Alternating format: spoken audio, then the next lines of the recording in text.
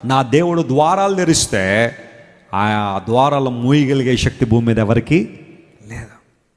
ఒకవేళ ఎవరైనా ఈరోజు నిన్ను వేలు పెట్టి నిందిస్తున్నారు, నువ్వు వ్యాప్తి చెందలేవు, నీ కుటుంబం అభివృద్ధి పొందలేదు, మీరు ఎప్పుడు చూసినా అలాగే ఉంటారు, ఏ విషయంలోనే అలాగే ఉంటారని ఒకవేళ అందరూ నిన్ను చూసి హేళన చేస్తున్నారేమో, నువ్వేం బాధపడాల్సిన అవసరం లేదు, నువ్వేం కృంగిపోవాల్సిన అవసరం లేదు. ఎందుకోసం అంటే people's opinions will not define your life. People's opinions will not define your destiny. నీ గమ్యాన్ని ఎప్పుడు కూడా ప్రజల యొక్క అభిప్రాయాలు కానీ ప్రజల యొక్క ఆలోచనలు ఎప్పుడు కూడా నిర్దేశించలేవు. God destines your future. దేవుడిని భవిష్యత్తును అందముగా తీర్చిదిద్దువాడు గనుక ప్రభువు మాట్లాడుతున్నాడు, యాకోబు ఈరోజు ఒంటరివాడని ఏడుస్తున్నావా, నీ చుట్టూ ఎవ్వరు లేరని బాధపడుతున్నావా, అయితే నా ప్రణాళిక నీకు చెబుతున్నాను విను. ఒకటి, నీకు ఇస్తాను, ఈ దేశాన్నే నీకు ఇస్తాను.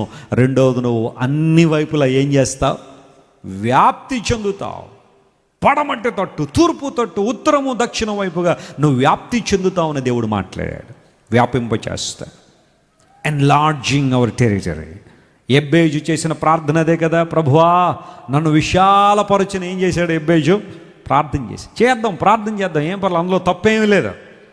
Lord enlarge my territory, expand me, నన్ను అభివృద్ధి చేయండి ప్రభువా, నన్ను విశాలపరచండి ప్రభువా అని ప్రార్థన చేయడంలో తప్పేమీ లేదు. ఎందుకోసం అంటే మన దేవునికి ఒక మంచి లక్షణం ఉంది. అదేంటంటే దావీదు భక్తుడు అంటాడు, ఇరుకులో విశాలత కలుగు చేయవాడు నీవే.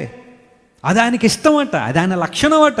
మొదట మన జీవితాలు ఇరుకుగా ఉండొచ్చేమో, మొదట మన జీవితాలు తక్కువగా ఉండొచ్చేమో, కానీ రాను రాను దేవుడు వాటిని ఏం చేస్తారట, ఆయన విశాలపరిచే దేవుడు, ఆయన విశాలపరిచే దేవుడు, ఇరుకులో విశాలతనిచ్చు దేవుడు అనే లేఖనాల్లో మనం చూస్తున్నాం. యాకోబు నువ్వు వ్యాపిస్తావని దేవుడు వాగ్దానం చేశాడు.